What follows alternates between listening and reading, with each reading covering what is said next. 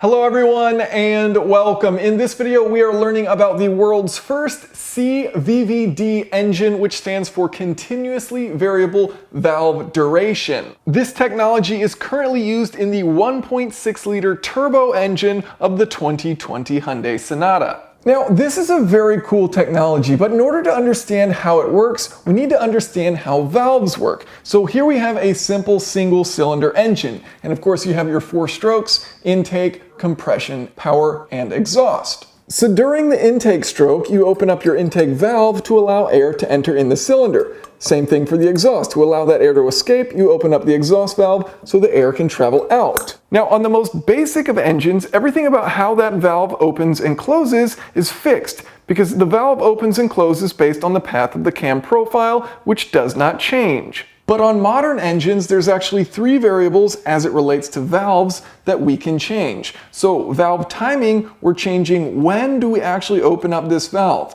earlier or later. Valve lift, we're changing how much do we actually open up the valve, a little bit or a lot.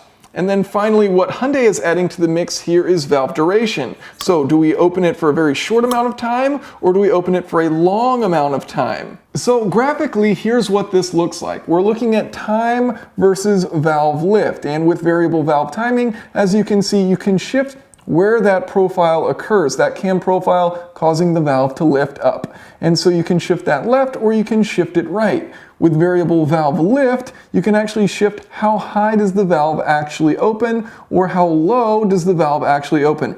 And often this will also change duration as well, however not independently. So independently, changing variable valve duration, you're changing how wide is that cam profile or how narrow is that cam profile, and that reduces or increases how long the valve actually remains open. Now, I already have a video going into great detail of how variable valve timing and variable valve lift work if you're interested. So in this video, we're purely going to focus on variable valve duration. Up until this point, no mass-produced engine has been able to continuously vary how long a valve remains open relative to engine speed. And you might be wondering about Koenigsegg's free valve. We will get into that later on in the video. So how does Hyundai do it? Well, let's start with the valve and then work our way backwards. So here you can see the 2 valves for a single cylinder. These are both intake valves. And above that intake valve, we have our camshaft. And so you can see as that camshaft and the cam there rotates, it forces this rocker arm to pivot. And as this rocker arm pivots, it forces the intake valve open. And then as the cam profile passes past that rocker arm, a spring forces that intake valve to go back up. So if we had an operating 4-stroke engine, the cycle would look something like this. First we would have our intake stroke, then we would have our compression stroke, then we would have our power stroke, then we would have our exhaust stroke, and then the cycle would repeat itself. Now, what's very special about this setup is that the camshaft and the cam lobe are not directly attached. So you can see this little line right here on the camshaft, and then you can see that black dot on the cam lobe. And so as it rotates, you can see their position always remains the same. They're both always pointing the same direction. However, I can change their relative positioning by rotating this knob. And so as you can see, now when it rotates around, their relative speeds are actually different at any one given point in time. Alright, so what I'm able to do by rotating this knob is change the position of this wheel. And by changing that position of the wheel, you can see I change the valve duration. So here at the bottom you can see those 3 little dots, and that's to help visualize seeing this wheel move left or right. And so look at what happens with the cam lobe versus the cam shaft. And so with the position all the way on the left here, you can see the camshaft actually moves past that dot. The line moves past the dot, meaning up top, the camshaft is rotating faster than the cam lobe. But then once we get to our intake valve, you'll see that dot passes by the line. So the cam lobe is actually moving quicker than the camshaft, meaning our valve duration is actually shorter. Now if I move this all the way to the other end, you'll notice the opposite occurs. So our camshaft is now being passed by the cam lobe, meaning up top, the cam lobe is moving quickly.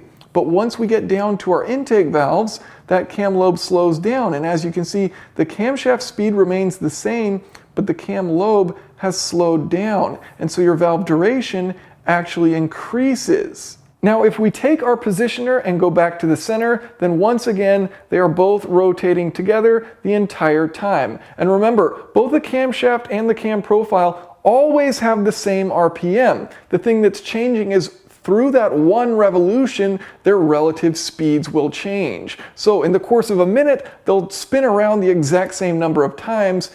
However, by changing this positioner, the relative speed through that one revolution is what's actually changing. Okay, so I'm going to do my best to show these side by side. And you can see that on the left, the amount of time the valves remain open is significantly less than the amount of time the valves remain open on the right.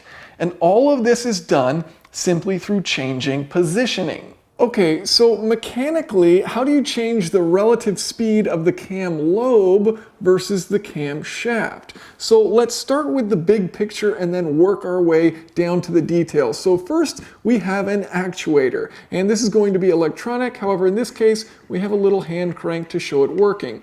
So as this actuator rotates this shaft right here, you can see there's a worm gear which is causing the positioner to rotate. So that's essentially doing the same thing as this positioner right here. So as I rotate this, it positions the cam wheel left or right.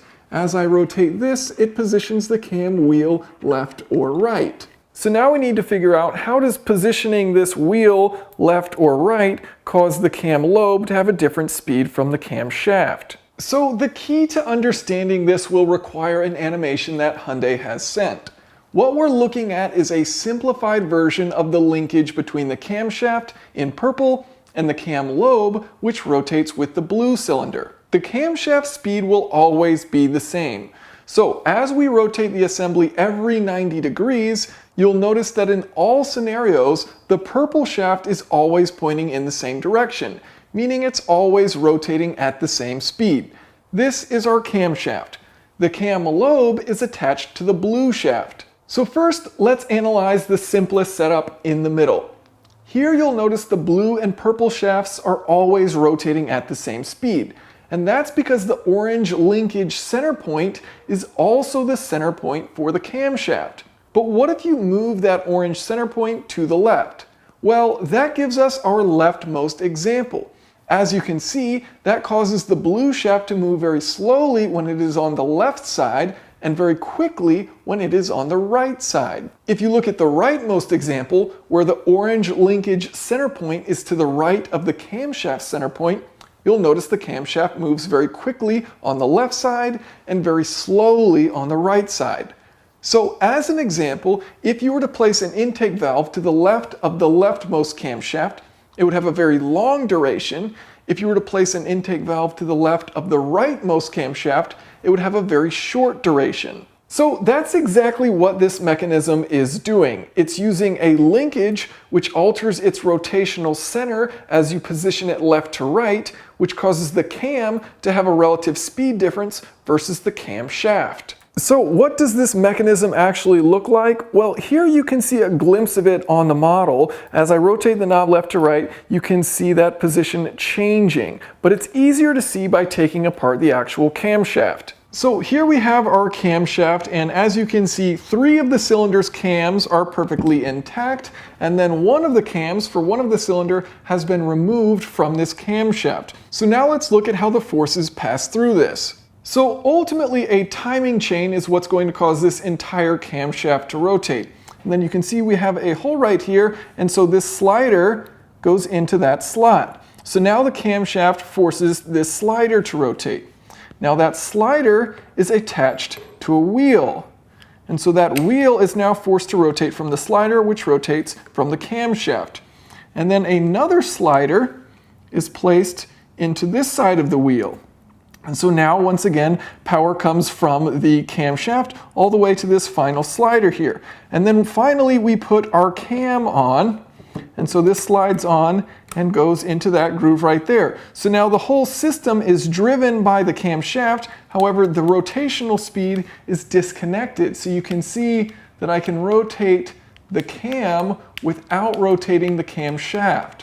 So once again, if I remove that cam and the wheel, you can see the linkage inside, which allows for that relative speed differential. So the camshaft remains exactly in place, and you can position the wheel left or right. Now you can overlay the actual parts onto the simplified animation to see how this all ends up working. Slide the wheel to the left or right, and the linkage center point changes, altering the valve duration.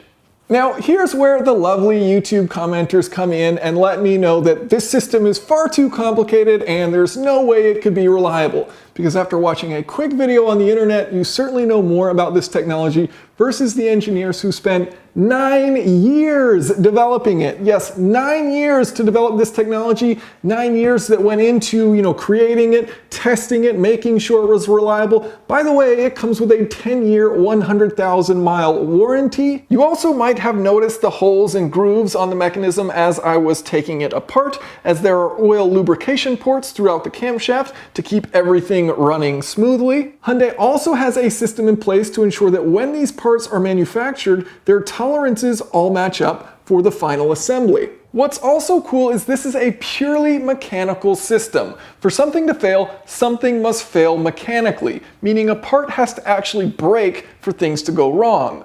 With design, material selection, part sizing, and lubrication, you can minimize the chances of failure. My ultimate point here being, you and I cannot tell simply by looking at this how reliable this system is going to be. I don't have the data to prove one way or the other. So there's no reason for me to just simply say it's not going to be reliable. And I'm going to assume that Hyundai did their homework, and ultimately time will tell us whether or not these things actually pan out to be reliable. Okay, so what's the actual benefit of this system? Well, Hyundai says it allows for up to 5% better fuel economy, up to 4% better performance, and up to 12% reduced emissions. So how does this system actually increase horsepower? Well, think about your two different extremes here. So if your intake valve is only open for a very short duration, you don't allow for much air to actually enter the cylinder, so you can't make that much power. But likewise, if you leave it open for far too long, then the piston's going to start working its way back up, pushing the air back out of the cylinder, and thus you're not going to have as much air, and thus you can't make as much power. So somewhere in the middle is going to be that ideal duration for the valve to remain open. And that duration changes depending on what RPM you're at. So at any given load, at any given RPM, there is an ideal. There is a peak to how much power you can make for that given RPM depending on duration. And so what you want to do with that duration is optimize it for every single RPM, not just one or two, which is what most engines will do. If they have variable valve lift, then they've got two different durations that they can choose between. So the beauty of this system is its flexibility in allowing you to optimize at any RPM and thus improving horsepower across a wide range. From an efficiency standpoint, allowing for really long valve durations means you can run the Atkinson cycle. So as that piston is moving back up during the compression stroke, you leave the intake valve open, pushing out some of the air and fuel, and thus your compression ratio is smaller than your expansion ratio, and this is a more efficient way for the engine to operate. And again, that timing will be dependent on RPM. So a specific valve duration will be optimal for running maximum efficiency at any given RPM and any given load. Now, emissions are improved by altering valve timing and duration to ensure that when you have a cold start of your engine, the catalytic converter heats up as quickly as possible. Now, from the very beginning of this video, you may have been wondering, wait a minute, what about Koenigsegg's free valve? This system can completely vary valve duration.